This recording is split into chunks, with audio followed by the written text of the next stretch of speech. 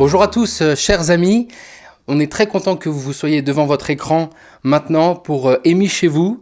Donc, on va pouvoir louer notre Seigneur ensemble. Donc, je vais vous inviter à prier, à incliner vos têtes maintenant. Alléluia. Alléluia, Seigneur. Merci pour ta présence, Seigneur Père, maintenant. Dans ces familles, Seigneur Père, au milieu de nous. Seigneur, nous voulons célébrer ton nom en famille. Seigneur, et vraiment proclamer ô combien tu es grand, ô combien tu es merveilleux. Seigneur, tu nous suffis, Seigneur, Père éternel. Merci, Seigneur, pour ta grâce que tu donnes en abondance, Seigneur. Merci, Papa. On va pouvoir se réjouir ce matin. Alléluia. Amen. Avec ce chant qui dit « Christ est tout pour moi, il est ma récompense ». On y va, Laurence? On y va. Christ est tout pour moi, il est ma récompense. Car il n'y a rien dans ce monde qui puisse me satisfaire. Christ est tout pour moi. Christ est tout pour moi, il est ma récompense. Car il n'y a rien dans ce monde qui puisse me satisfaire. Même dans l'épreuve. Même dans l'épreuve, mon âme chante, oui pour toujours, il m'a sauvé. Christ seul me suffit, Christ seul me suffit. Tout ce dont j'ai besoin est en toi. Tout ce dont j'ai besoin, Christ seul me suffit. Christ seul me suffit. Christ seul me suffit. Tout ce dont j'ai besoin est en toi. Tout ce dont j'ai besoin. Christ est mon Seigneur, la joie de mon salut. Et cet espoir est sans fin, le ciel est ma demeure. Même dans l'orage, même dans l'orage, mon âme chante, Jésus est là, à Dieu soit la gloire. Christ seul me suffit, Christ seul me suffit. Tout ce dont j'ai besoin est en toi. Tout ce dont j'ai besoin, Christ seul me suffit. Christ seul me suffit. Christ seul me suffit. Tout ce dont j'ai besoin est en toi. Tout ce dont j'ai besoin. Alléluia. Nous avons décidé de suivre Jésus ensemble. Moi j'ai décidé de suivre Jésus, oui pour toujours, oui pour toujours. La croix devant moi, le monde derrière moi, oui pour toujours, oui pour toujours. Moi j'ai décidé de suivre Jésus, oui pour toujours, oui pour toujours. La croix devant moi, le monde derrière moi, oui pour toujours, oui pour Moi j'ai décidé. Moi j'ai décidé de suivre Jésus, oui pour toujours, oui pour toujours. La croix devant moi, le monde derrière moi, oui pour toujours, oui pour Christ seul me suffit. Christ seul me suffit. Christ seul me suffit. Tout ce dont j'ai besoin est en toi. Alléluia. Tout ce dont j'ai besoin, Seigneur, oui, tu nous suffis. Christ seul me suffit. Christ seul me suffit. Tout ce dont j'ai besoin est en toi. Tout ce dont j'ai besoin. Oui, nous avons besoin de toi, Seigneur. Alléluia.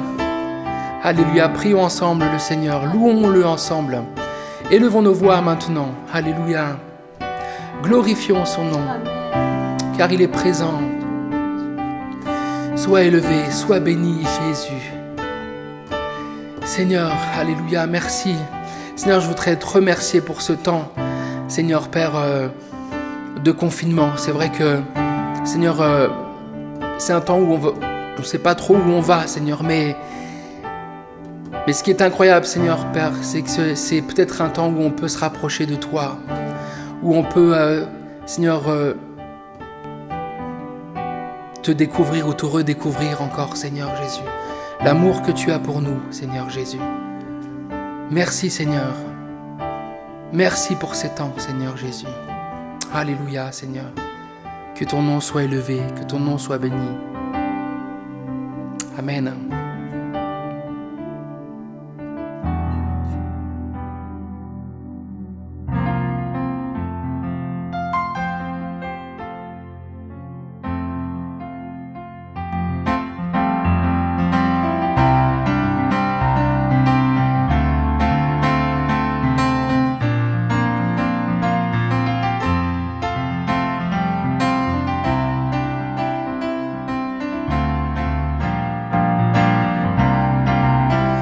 Dieu est puissant, il est juste et grand, il peut tout accomplir.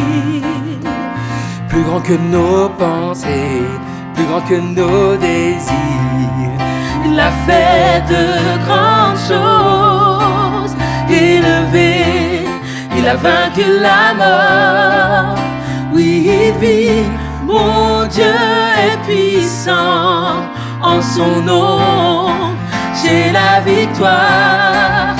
Le Seigneur, mon Dieu est puissant. Élevé, élevé, il a vaincu la mort. Oui, il vit, mon Dieu est puissant. En son nom, j'ai la victoire. Le Seigneur, mon Dieu est puissant.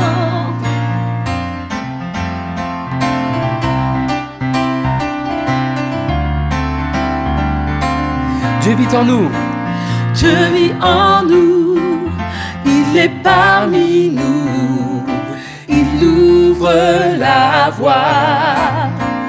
Plus grand que nos attentes, plus grand que nos espoirs, il a fait de grandes choses. Élevé, il a vaincu la mort. Oui, il vit, mon Dieu est puissant. En son nom, j'ai la victoire. Le Seigneur, mon Dieu est puissant. Élevé, il a vaincu la mort.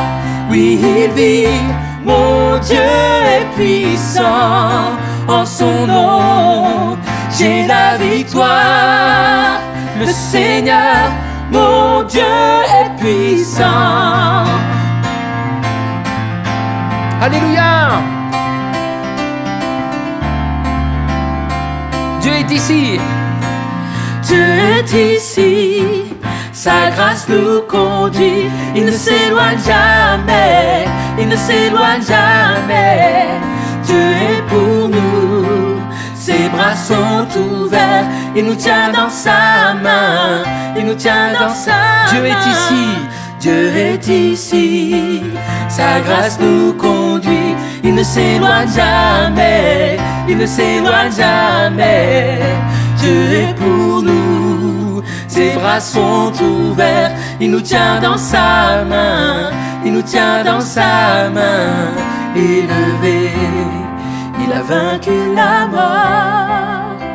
Oui, oui, mon Dieu est puissant. En son nom, j'ai la victoire. Le Seigneur, mon Dieu est puissant. Élevé, il a vaincu la mort. Oui, oui, mon Dieu est puissant. En son nom, j'ai la victoire. Oui, déclare-le chez toi. Alléluia. Le Seigneur, élevé. Il a vaincu la mort. Élevé. Il a vaincu la mort. Élevé. Il a vaincu la mort. Élevé. Il a vaincu la mort. En son nom, j'ai la victoire. En son nom, j'ai la victoire. En son nom, j'ai la victoire. En son nom, j'ai la victoire. Oh, merci. Merci. Oui, merci Seigneur pour ton nom qui nous rend plus que vainqueurs, qui nous rend vainqueurs sur la mort, Dieu, qui nous rend vainqueurs sur la peur. Merci Jésus. Merci Seigneur pour ton nom qui nous rend plus que vainqueurs. Alléluia. Alléluia. Tu as gagné la victoire. Porte sur la mort, Jésus. Et en ton nom j'ai la victoire.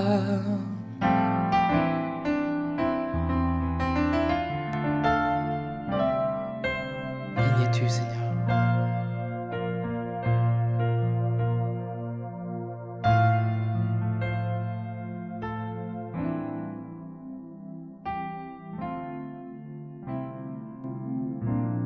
Alléluia, Seigneur.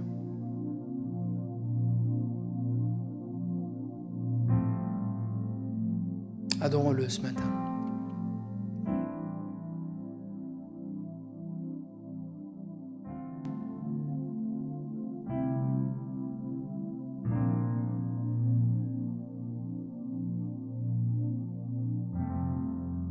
Alléluia, Jésus.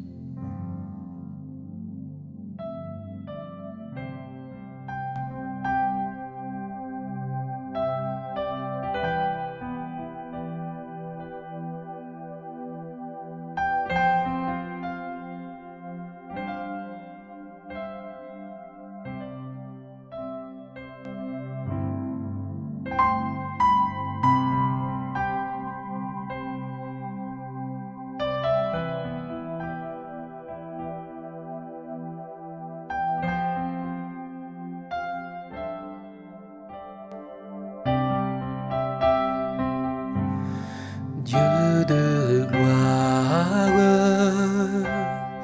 je t'adore. Ton nom s'élève en majesté de mes lèvres. Je célèbre ta victoire, ton règne, ton autorité. Digne es-tu, agneau de Dieu.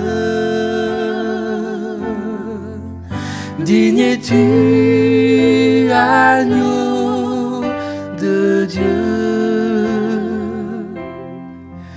Tous les anges ensemble acclament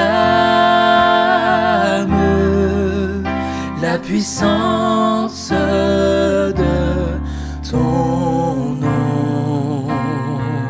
Chantons, digne es-tu, agneau de Dieu. Digne es-tu, agneau de Dieu. L'univers entier proclame. L'univers entier proclame la beauté de ton saint nom. Dieu de gloire. Dieu de gloire. Alléluia. Je t'adore. Ton nom s'élève en majesté de mes lèvres. Je célèbre toi, ton règne, ton autorité, digne es-tu, agneau de Dieu.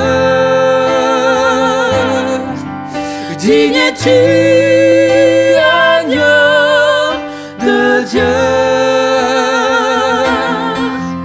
Tous les anges ensemble acclament la puissance de ton nom. Digne es-tu, agneau de Dieu. Digne es-tu, agneau de Dieu. L'univers entier proclame la beauté de ton saint nom. Digne es-tu. Digne es-tu, agneau de Dieu. Digne es-tu, agneau de Dieu. Tous les anges ensemble acclament la puissance de ton nom. Digne es-tu. Digne es-tu, agneau de Dieu. Seigneur, tu es digne, alléluia. Digne es-tu, agneau de Dieu. L'univers entier proclame la beauté de ton saint nom.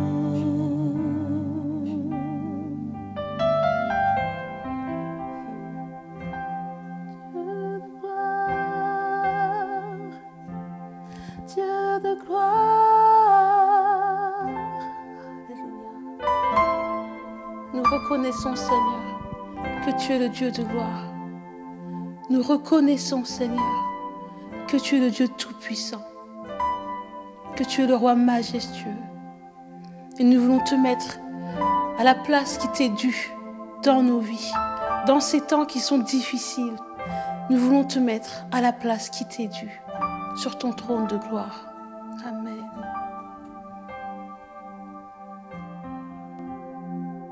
Alors que nous allons dans un instant partager la parole de Dieu et poursuivre notre série de messages « Vivre l'Église locale autrement », je souhaite prier avec vous et pour vous un court instant. Prions ensemble. Seigneur Dieu notre Père, nous te remercions pour ta grâce incomparable. Tu es vivant, tu nous aimes tellement, tu nous l'as prouvé, tu nous l'as manifesté en Jésus-Christ et tu veux prendre soin de nous, de chacun de nous et tu nous offres ton aide aujourd'hui encore, malgré les circonstances difficiles que traversent les nations, de nombreuses familles, de nos proches. Oui, tu veux te révéler et agir si nous voulons bien te faire confiance, si nous voulons demeurer en connexion avec toi et avec les autres. Amen. Vous avez sans doute remarqué avec moi que nous vivons dans une nouvelle ère, l'ère du tout connecté. Le leader mondial des technologies et des services de communication, Ericsson, estime qu'au cours des 4 prochaines années, l'Internet des objets s'appuiera sur 28 milliards d'objets connectés dans le monde. Nous en connaissons déjà, caméras, lunettes, porte-clés, des lampes, des montres, des poubelles connectées, des systèmes d'éclairage, des vêtements connectés, des voitures bientôt connectées. Même Laurent a dû, vu les circonstances, se mettre aussi à se connecter à toutes ces technologies. Un monde, nous dit Ericsson, où 28 milliards d'objets seront globalement et parfaitement connectés les uns aux autres, ouvrant des possibilités infinies. Saviez-vous que le cœur de métier de Google consiste à utiliser la technologie pour améliorer la vie de milliards de personnes? Et ils disent, pour nous, la connectivité est une ressource aussi élémentaire que l'air, l'eau et l'électricité. Toutefois, seulement 2,5 milliards de personnes dans le monde ont accès à Internet, ce qui laisse tout de même 5 milliards d'êtres humains sans connexion. C'est pourquoi Google investit dans des projets dont le but est d'offrir une connexion à chacun d'entre nous. Leur objectif, c'est de permettre à tout le monde d'accéder aux sources d'informations, écoutez bien, et d'inspiration qui favorisent l'innovation et améliorent nos vies, disent-ils. Et j'aimerais vous dire que Google n'a rien inventé. Dieu est plus grand, plus puissant et plus généreux que Google. Parce que depuis l'origine des temps, cela fait partie du plan, du désir de Dieu, que où que nous soyons, quel que soit notre âge, quelle que soit notre condition, il veut que nous nous connections. C'est pourquoi j'ai intitulé ce message « Une église en connexion ». La connexion évoque notre relation verticale avec Dieu, mais aussi horizontale avec d'autres personnes. Et la nuit où Jésus-Christ a été trahi, l'une de ses dernières déclarations et instructions à ses disciples concernait la nature des relations. Et nous pouvons lire ensemble dans l'évangile de Jean au chapitre 13 et les versets 34 à 35 où Jésus dit à ses disciples « Je vous donne un commandement nouveau. Aimez-vous les uns les autres. Oui, comme je vous ai aimé, aimez-vous les uns les autres. À ceci, tous reconnaîtront que vous êtes mes disciples à l'amour que vous aurez les uns pour les autres. » Et l'apôtre Jean a bien écouté ce message de Jésus-Christ ce soir-là. Et c'est pour ça qu'il dira dans sa première lettre, 1 Jean chapitre 4, versets 9 et 11, « Voici comment Dieu a démontré qu'il nous aime. Il a envoyé son Fils unique dans le monde pour que par lui, nous ayons la vie. Voici en quoi consiste l'amour. Ce n'est pas nous qui avons aimé Dieu, mais c'est lui qui nous a aimés. Aussi a-t-il envoyé son Fils pour apaiser par son sacrifice pour nos péchés sa colère contre nous. Mes chers amis, puisque Dieu nous a tant aimés, nous devons nous aussi nous aimer les uns les autres. Si nous voulons édifier, vivre une église connectée selon la Bible, comprenons que l'amour divin, l'amour de Dieu est le ciment qui soude toutes les pierres vivantes les unes aux autres. La façon dont nous accueillons et considérons les personnes qui viennent dans notre assemblée, dans l'église locale, c'est la première étape de connexion. Car la première impression est toujours vitale. Les gens se forgent une bonne partie de leur opinion sur notre église au moment où ils en franchissent le seuil, voire même quand ils garent leur voiture sur le stationnement. Il est essentiel d'accueillir chaleureusement les gens, aussi bien les enfants que les parents, les jeunes que les aînés, les célibataires que les couples. La connexion consiste aussi à aider les personnes de notre Église à vivre selon un style de vie inspiré par les Écritures. Les croyants, voyez-vous, du 1er siècle étaient proches les uns des autres. Ils se soutenaient, ils s'encourageaient, ils priaient et ils se servaient mutuellement. Quelle est notre conception aujourd'hui de la communion fraternelle? Est-ce que nous pensons à communion fraternelle juste à l'église? À juste quelques discussions dans le hall après la réunion du dimanche matin? À quelques repas en commun? Une simple sociabilité, dirons-nous, avec juste des moments agréables? Se connecter va bien au-delà de cela. Selon Acte 2, il s'agit de vie partagée. Tout commence et se développe par la connexion. Faire des disciples, servir, témoigner de la bonne nouvelle, adorer, tous ces aspects se vivent dans un contexte relationnel. On estime aujourd'hui que 3 millions de Français vont à l'église chaque dimanche. Mais pourquoi y vont-ils? Par culpabilité? Par habitude? Parce qu'ils pensent que c'est leur devoir? Par obligation? Parce qu'ils sont poussés par quelqu'un? Malheureusement, des millions d'autres personnes fuient l'église pour diverses raisons. Certains pensent que les messages sont trop ennuyeux, déconnectés de la vie des gens, des contemporains, que les chrétiens sont des gens distants. Ils pensent que le pasteur n'en veut qu'à leur argent. D'autres ont besoin, il est vrai, de se reposer en famille. Nous voyons aussi que de plus en plus travaillent maintenant le dimanche. Et beaucoup ne franchissent pas le seuil d'une église parce qu'elles pensent ne pas avoir besoin de Dieu et qu'elles ne veulent rien avoir à faire avec la religion. Si une personne qui ne va pas à l'église nous demandait pourquoi nous y allons, que dirions-nous? Avant d'accueillir les gens à l'église et de les aider à grandir dans la foi et à servir Dieu et les autres, nous devons commencer par les inviter. Et comment le ferons-nous si nous ignorons nous-mêmes pourquoi nous y allons?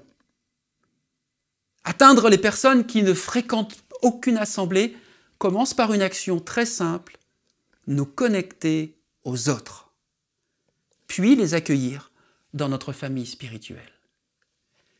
Voyez-vous, dès votre naissance physique, vous avez fait partie de la race humaine et d'une famille. Dès que vous êtes né de nouveau spirituellement, c'est-à-dire cette expérience miraculeuse d'une vie transformée où vous avez reconnu votre besoin de Dieu, vous avez placé votre confiance en la personne de Jésus, alors vous faites partie de la belle et grande famille de Dieu. Comment s'appelle cette famille? Selon la Bible, il s'agit de l'Église. L'Église n'est ni une institution, ni une entreprise, ni un club social.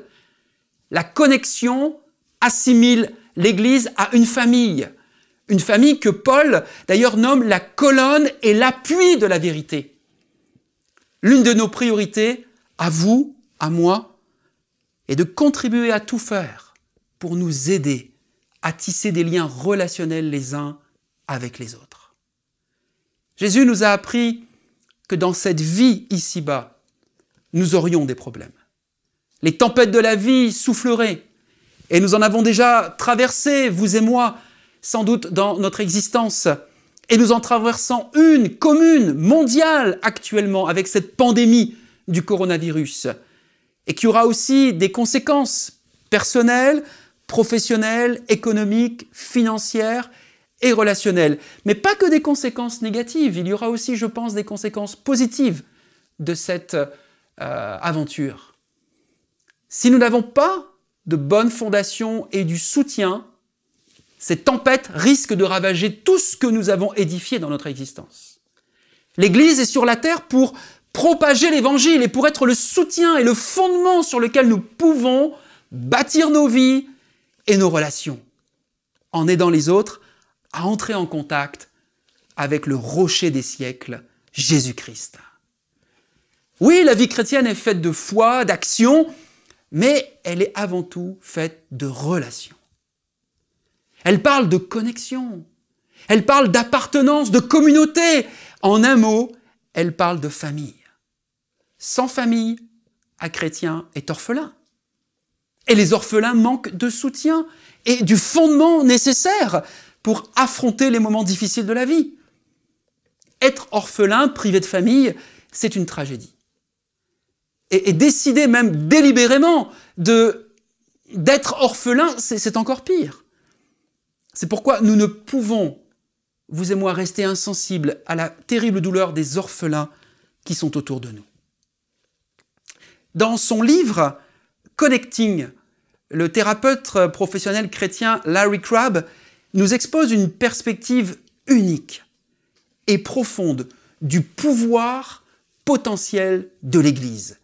Et j'aimerais lire avec vous ce qu'il déclare. Il dit « J'ai de fortes raisons de penser que les chrétiens qui restent assis consciencieusement sur les chaises de leur communauté, de leur Église, pour lesquels aller à l'église signifie accomplir diverses activités spirituelles, ont reçu des ressources qui, si elles étaient exploitées, écoutez bien, pourraient guérir efficacement des cœurs brisés, réparer les ravages provoqués par des milieux abusifs, inciter les déprimés à se relever avec courage, pousser les solitaires à sortir de leur coquille, revitaliser les adolescents et les enfants désespérés en leur transmettant une nouvelle et sainte énergie et rendre espoir aux multiples personnes qui se sentent rejetées, seules et inutiles. Oh mes amis, quelle puissante vision pour la famille de Dieu et pour l'Église émie. Des chrétiens ordinaires comme vous, comme moi, parce qu'ils seront régulièrement connectés les uns aux autres, accompliront des choses extraordinaires. Paul a expliqué que la famille de Dieu, que l'Église, bien connectée à Jésus et aux autres, forme un solide assemblage qui grandit et se développe par l'amour. Imaginez avec moi ce qui se passerait si nous changions notre façon de voir l'Église, de nous y comporter et de la soutenir. Au lieu de nous concentrer sur ce qu'elle peut nous donner, nous apporter, si nous considérions cette famille spirituelle comme un moyen de transformer des vies. Imaginez ce que cela signifierait pour une personne dont la vie est désespérée, chaotique, en recherche de sens, si nous l'aidions à se rétablir en lui offrant notre soutien. Et si nous considérions l'Église comme un moyen de rapprocher Jésus de ceux qui sont éloignés de lui. Parce que nous le savons, en sa présence, comme la Bible nous le montre, comme nous l'avons déjà pour un certain nombre d'entre nous expérimenté, en sa présence, nous sommes guéris, nous sommes pardonnés, nous sommes acceptés, aimés, nous sommes entourés, rassurés, transformés, souvent également par l'intermédiaire de mains, de pieds et de sourires humains. Larry Crabb, que j'ai cité il y a quelques instants, ajoute « Je considère une communauté qui guérit comme un groupe de personnes. » Vous vous souvenez de la définition que nous avions donnée de l'église locale, un groupe de personnes qui placent la connexion au centre de leur objectif et de leur passion. Il parle de la connexion avec Dieu, ce qu'on pourrait appeler l'adoration. Avec les autres, ce sont ces services pleins d'amour que nous pouvons offrir, manifester, et avec eux-mêmes, ce qu'on appelle l'épanouissement personnel.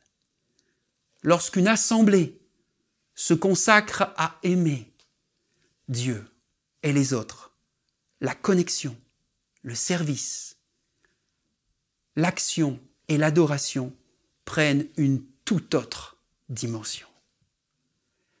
J'aimerais vous partager un témoignage que j'ai reçu hier par SMS de la part d'une des membres de notre assemblée qui est en activité.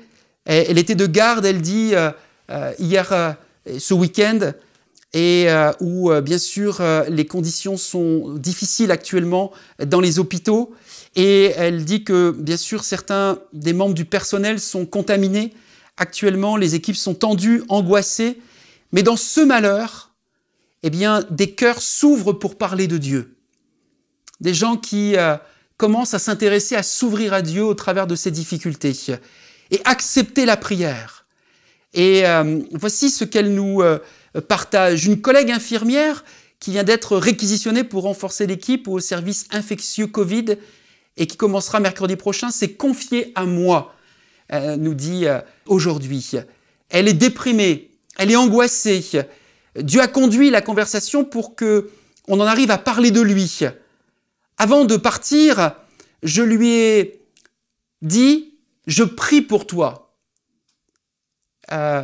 pour que Dieu te fortifie et te donne sa paix. » Elle m'a dit « Oui, brûle un cierge pour moi » en plaisantant à moitié. Je lui ai dit « Pas besoin de brûler un cierge. » Je lui parle directement, connexion verticale. Elle m'a dit alors « Tu sais, je ne suis pas pratiquante du tout, mais en ce moment, je n'ai jamais autant prié de la vie, toute seule chez moi. Voyez comme les gens sont prêts à s'ouvrir, à s'intéresser actuellement à Dieu. Et elle continue. Je lui ai dit, sache que c'est exactement ce genre de prière qui vient du cœur, sincère, authentique, que Dieu écoute. Continue. On s'est séparés comme ça. On a échangé nos numéros. Et notre sœur nous dit, continuons. Et bien sûr, de prier pour cette collègue et de prier Jésus. Je crois que cela a toujours fait partie du plan de Dieu. Dieu veut que nous nous connections. Alors, dites-le avec moi, dis-le avec ton époux, dis-le avec tes enfants, à la maison. Dieu veut que nous nous connections. À toi, Dieu veut que nous nous connections. L'église locale, autrement, c'est une église en connexion. Merci de votre attention. Vraiment, je suis heureux d'avoir pu partager ce message avec vous. Merci de l'avoir écouté à la maison, de chez vous, avec nous. On vous donne rendez-vous la semaine prochaine, à la même heure, pour notre 4e réunion de célébration en ligne, pour ce dimanche de Pâques, où le pasteur Xavier va vous partager un message d'actualité. Bonne fin de journée et à bientôt.